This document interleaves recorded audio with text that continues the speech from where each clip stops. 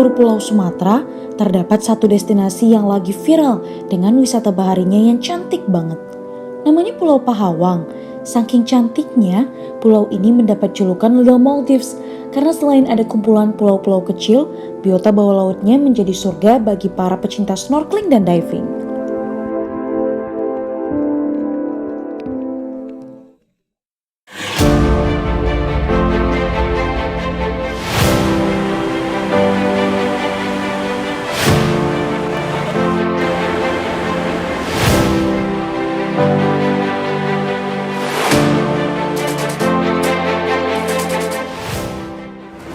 Untuk menuju ke Pahawang, teman-teman traveler bisa menggunakan jalan darat. Nah, dari Jakarta, waktu yang dibutuhkan untuk menuju ke Pelabuhan Merak sekitar 2 jam dan dilanjutkan dengan menaiki kapal feri menuju ke Bakahuni. Dan pada kesempatan kali ini, Intan menaiki kapal feri ekspres dan membutuhkan waktu 1 jam untuk menuju ke Bakahuni.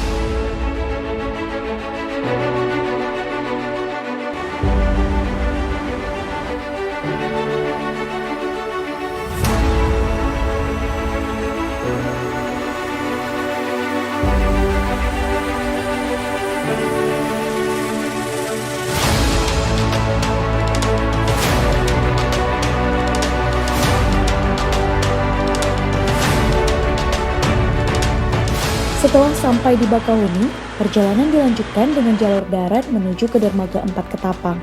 Gak butuh waktu lama untuk sampai ke sana, sekitar 45 menit aja.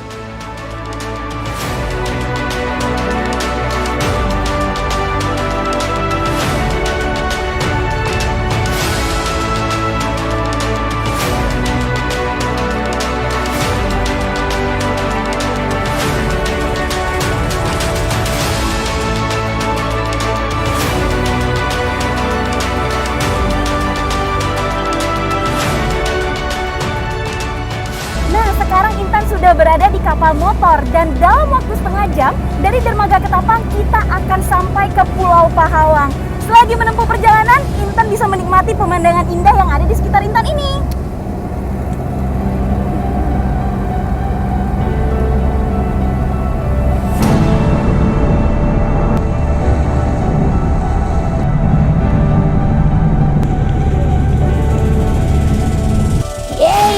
Akhirnya sampai juga di pulau yang menjadi destinasi unggulan di Provinsi Lampung. Udah gak sabar nih untuk segera mengeksplor keindahan The Little Maldives. Gak jauh dari dermaga, aku disambut dengan tarian tradisional khas Lampung, yaitu tari sembah.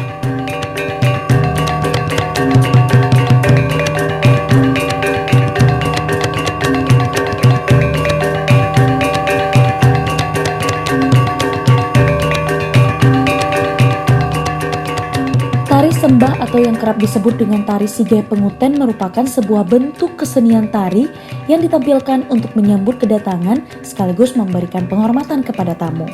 Tarian ini dibawakan oleh beberapa orang sambil berdiri, duduk dengan gerakan seperti orang menyembah. Di akhir pertunjukan, biasanya seorang penari utama akan membawa sebuah kotak yang berasal dari Kuningan berisi siri atau permen yang ditawarkan kepada tamunya sebagai simbol penyambutan.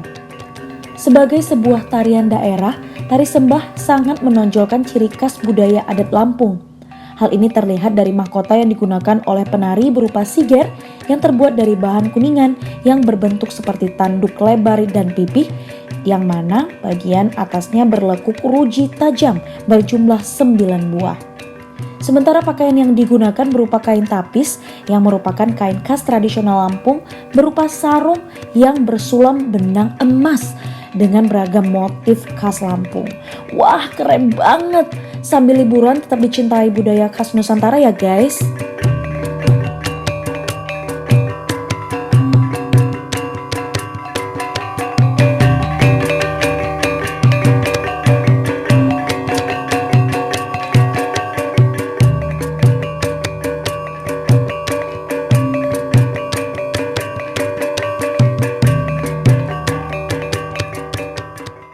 Setelah menikmati pertunjukan tari, aku melanjutkan perjalanan dengan menyusuri tepi pantai Pahawang sambil menunggu waktu sunset.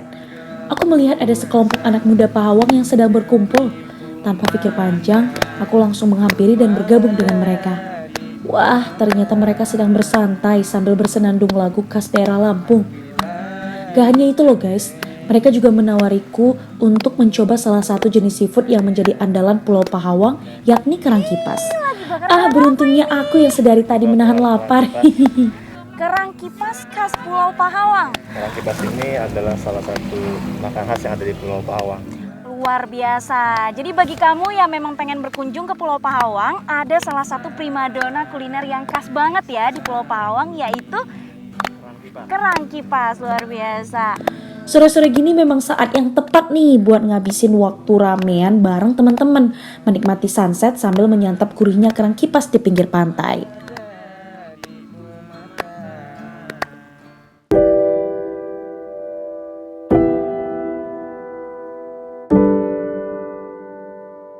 Kawasan pesisir pantai Pahawang banyak ditumbuhi tanaman mangrove yang efektif buat menahan abrasi pantai.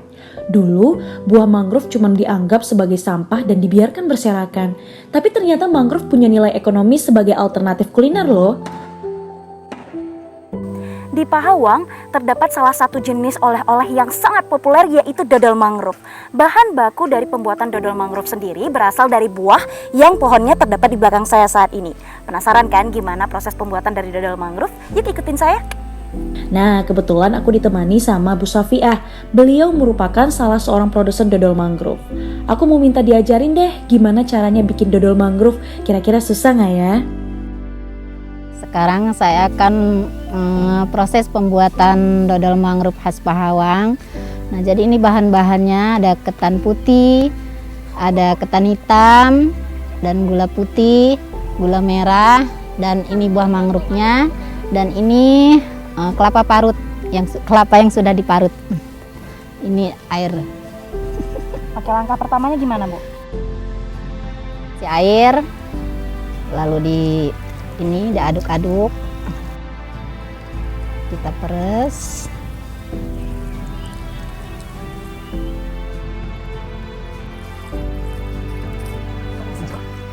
kita masukkan gula dulu ya, gula, lalu sambil diaduk-aduk. Ini tunggu sampai dia meleleh. Iya, sampai gulanya meleleh.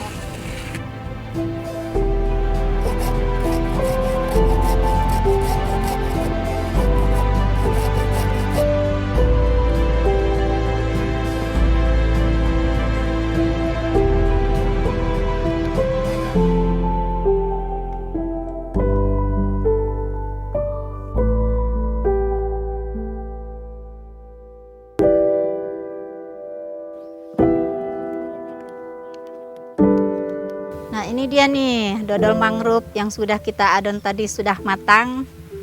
Luar biasa, dodol mangrove khas Pulau Pahawang guys. Ini nahannya berapa lama ya? 1 bulan. 1 bulan Iya. dimasukkan ke dalam kulkas? Iya. Oh ya, ini tanpa bahan pengawet atau gimana? Tanpa bahan pengawet. Tanpa bahan pengawet. Iya. Jadi bagi kamu yang sudah membeli dodol mangrove, ini bisa tahan 1 bulan dengan dimasukkan ke dalam kulkas. Ini dia.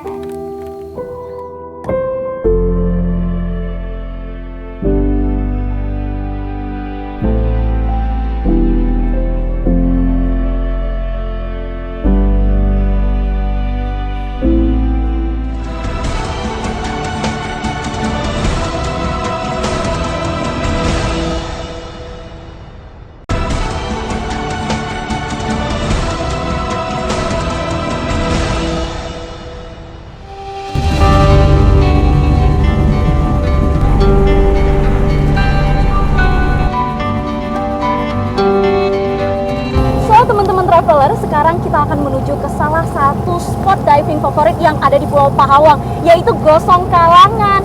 Dan pada kesempatan kali ini Intan sudah bersama dengan Pak Heri, sang dive master yang akan memandu diving Intan nih pada hari ini. Pak, kenapa sih spot ini menjadi salah satu spot favorit di Pulau Pahawang? Untuk salah satunya spot untuk di Pulau Pahawang itu memang tempatnya dia strategis dan juga jauh dari arus dan ombak. Karena kalau untuk pemula itu lebih bagus di situ. Nah, apa sih yang harus dilakukan dan yang dihindari nih sebagai seorang diving pemula pada saat ingin diving? Untuk yang dihindari sih jangan sampai kita menginjak karang dan juga jangan sampai menyentuh karang. Yang untuk yang kita hindari, kita harus menikmati saja bukan untuk merusak. Pay attention ya guys, sekarang Intan akan diving ya sebentar Siap. lagi, dipandu langsung sama Pak Heri. Ikuti terus.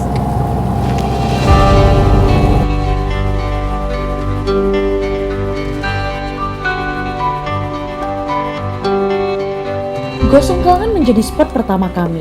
Spot ini dipilih karena tidak terlalu dalam, cocoklah untuk diver pemula seperti aku. Di sini, mataku dimanjakan oleh pemandangan taman bawah laut yang mempesona.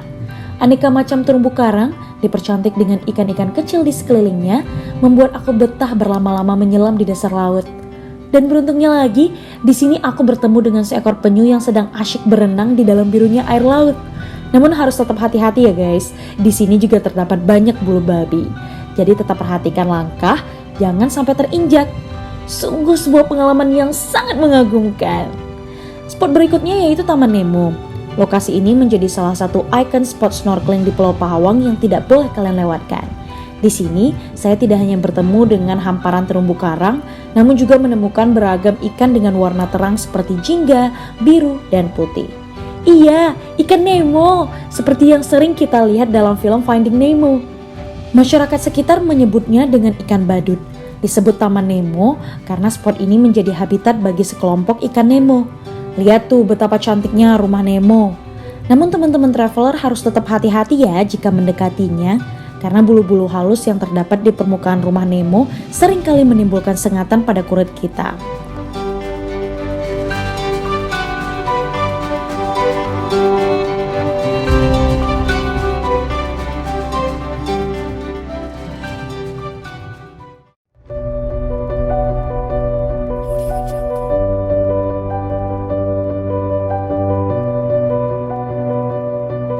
Teman-teman traveler, Pulau Pahawang sekarang menjadi destinasi favorit ekowisata Lampung loh, terutama wisata alam dan wisata lautnya seperti snorkeling dan diving. Memang sih, kegiatan bahari bisa mempengaruhi kondisi ekosistem, seperti misalnya penambatan jangkar kapal dan perilaku wisatawan yang kadang bisa merusak terumbu karang. Nah, untuk itu, penduduk Pahawang punya inisiatif melakukan kegiatan restorasi dan transplantasi terumbu karang.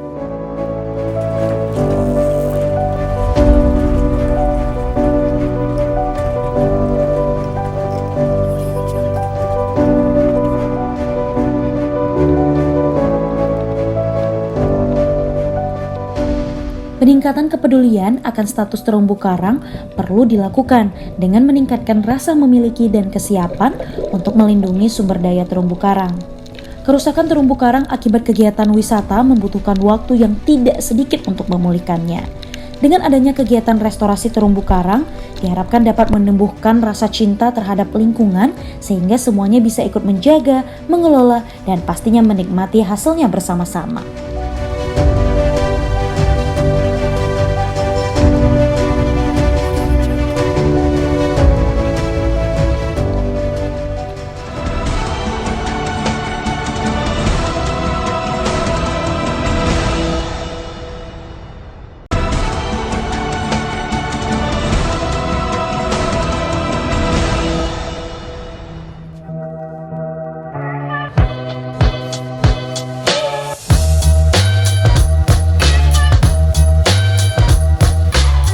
Petualangan di Pahawang akan terasa kurang lengkap tanpa mengunjungi pusat penangkaran hiu dan penyu.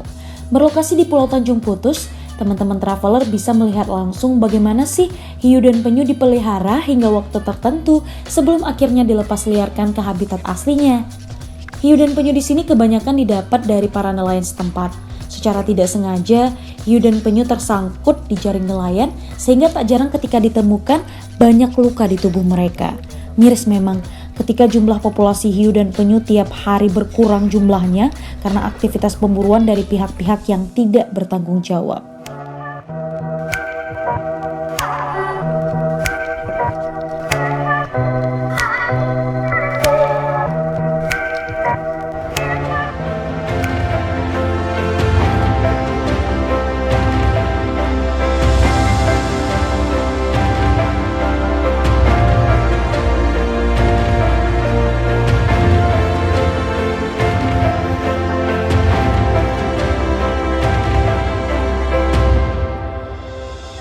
Demi menjaga ekosistem laut Indonesia, sudah menjadi tugas kita bersama untuk membuang sampah pada tempatnya. Melihat situasi saat ini masih sungguh memprihatinkan ya guys. Masih kurangnya kesadaran masyarakat dalam membuang sampah pada tempatnya. So, ini sudah menjadi tugas kita bersama untuk menjaga keindahan dan kebersihan laut dengan membuang sampah pada tempatnya.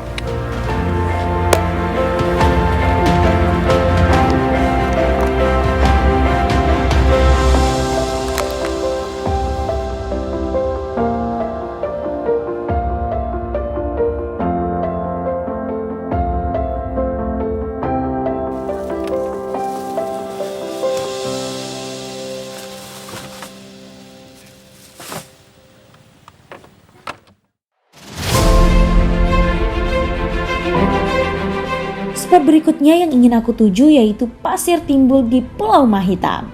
Butuh waktu sekitar setengah jam untuk sampai ke sana. Sambil mengisi waktu, aku berbincang dengan Pak Bastomi. Beliau merupakan nahkoda kapal kami. Seperti yang kita tahu, masyarakat Pahawang banyak yang bermata pencaharian sebagai nahkoda kapal. Mereka menghabiskan sebagian besar waktu mereka untuk mengarungi lautan. Aku penasaran nih dengan cerita perjuangan hidup Pak Bastomi yang mengais rezeki dengan menjadi pengemudi kapal wisata di Pulau Pahawang. Nah Pak, ini kan lagi pandemi, otomatis kunjungan wisatawan berkurang ya Pak. Ya, Yang Bapak rasain gimana sih Pak? Karena kan biasanya pasti rame nih, Bapak ngantar-ngantar ya penumpang. gimana lah Mbak, kalau udah begini mah. Kita nasi juga, kita paksain juga ngabisin modal. Ya kalau ada, ya paling-paling kalau lagi kepepet ya, ngomong kasarnya kita kalau mau beli rokok lah ya, baru kita jalan. Kalau enggak mah ngabisin bensin aja. Oh gitu, jadi memang kunjungan wisatawan benar-benar berkurang ya Pak? Berkurang, biasanya pun 1 bulan itu kadang-kadang 3 kali, 4 kali. Ini mah kadang-kadang 1 bulan nggak ada. Oh gitu Pak. Kalau untuk kapal taksi sendiri jenis angkutan yang dibawa apa-apa aja material bangunan? Material itu semen, asbes, besi, kalau ada yang bangun. Harapan Bapak nih, semoga pandemi berakhir gitu Pak. Harapan Bapak apa? Ya kalau ini maju mah ya alhamdulillah kemayangan saya mah gitu, pasti ningkat kayak yang dulu lagi. Tapi kalau kayak gini terus mah waduh repot urusannya. Jadi harapan Bapak itu semoga pandemi berakhir, dengan begitu semuanya kembali normal ya Pak. Normal.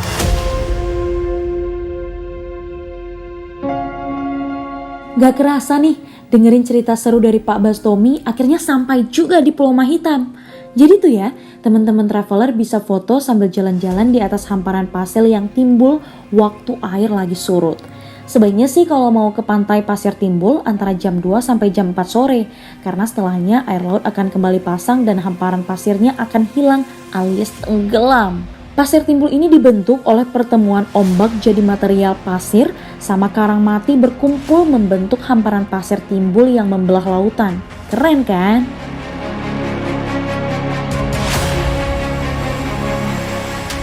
Tak hanya menikmati pasir timbul, di Pulau Mahitam kita bisa memicu adrenalin dengan mencoba beberapa fasilitas water sport. Kebetulan di sana aku bertemu dengan salah seorang pengunjung. Aku pun menawarinya untuk menjajal wahana jet ski bersama. Pasti bakal seru banget nih jika dapat bermain water sport beramai-ramai.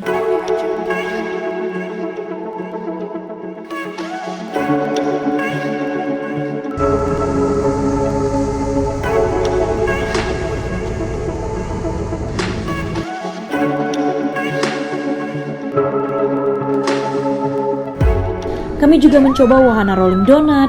Wow, seru banget, terpental-pental di atas kasur udara berbentuk donat, berbelok ke kiri dan ke kanan menghempas ombak. Selain itu ada pula banana boat. Siapkan jantung kalian ya guys, karena kita akan ditarik dengan speedboat berkecepatan tinggi, lalu digulingkan di tengah laut dan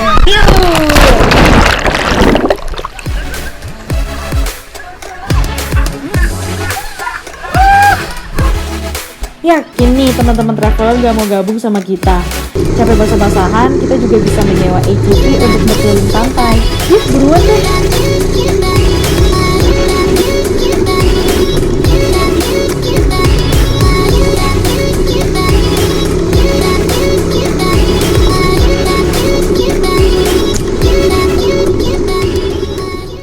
Himbauan kami sih terutama dari PPS ya, untuk masyarakat untuk melakukan pemilihan di bulan Desember. Himbauan kami adalah terutama jaga kesehatan dan juga social distancing dan memakai masker ketika akan memasuki TPS, dan juga himbauan yang sangat-sangat kami harapkan adalah tidak boleh membawa balita ataupun anak di bawah umur untuk menuju ke TPS.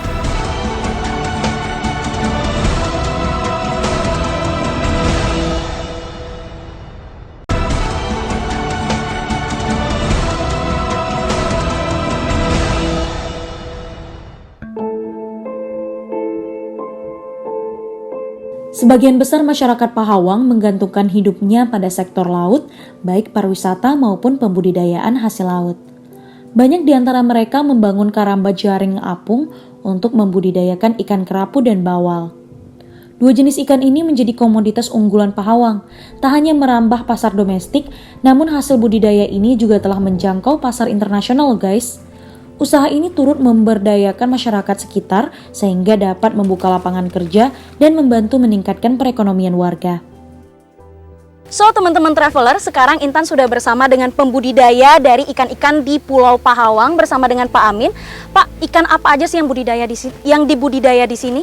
Di sini ada 2 macam. Itu ikan kerapu dan ikan bawal. Kalau kerapu tergolong dari 3 jenis macam. Itu kerapu cantang, cantik, dan kerapu bebek. Nah, untuk perawatan ikan-ikan ini sendiri bagaimana? Kalau perawatannya tidak terlalu sulit. Hanya kita, kalau untuk kerapu mungkin agak sedikit rumit ya. Karena dia harus dicuci dengan air tawar 3 hari sekali. Dampak dari pandemi COVID-19 ini sendiri, Pak, terhadap ikan-ikan yang ada di penangkaran Pulau Pahawang ini bagaimana? Dampaknya banyak. Kita tidak bisa mendatangkan bibit, tidak bisa menjual keluar, dan wisatawan nggak masuk, ya susah untuk kita jual gitu. Oke, jadi selama ini ikan-ikan ini dirawat saja atau mungkin didistribusikan ke masyarakat Lampung sendiri bagaimana, Pak? Ya, untuk selama pandemi, kalau misalnya ada yang minat untuk wilayah lokal, ya kita layani. Oke, sejauh ini laku nggak sih Pak penjualan dari ikan kerapu ini meskipun di tengah pandemi? Laku, Mas. Masih laku, jadi masih normal aja ya? Ya, masih normal.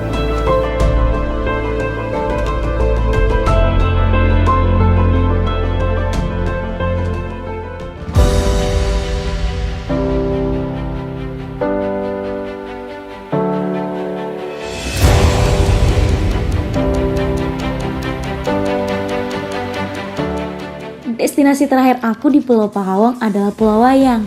Pulau ini dijuluki sebagai Raja Ampatnya Lampung loh guys. Iya, karena di sini kita bisa melihat beberapa gugusan pulau kecil yang membentang di tengah laut. Jadi nggak perlu jauh-jauh deh untuk dapetin spot foto yang instagramable. Tinggal request aja untuk ngehentingin kapal sejenak tepat di depan gugusan Pulau Wayang. Lalu siapkan kamera kalian. Gimana? Keren kan?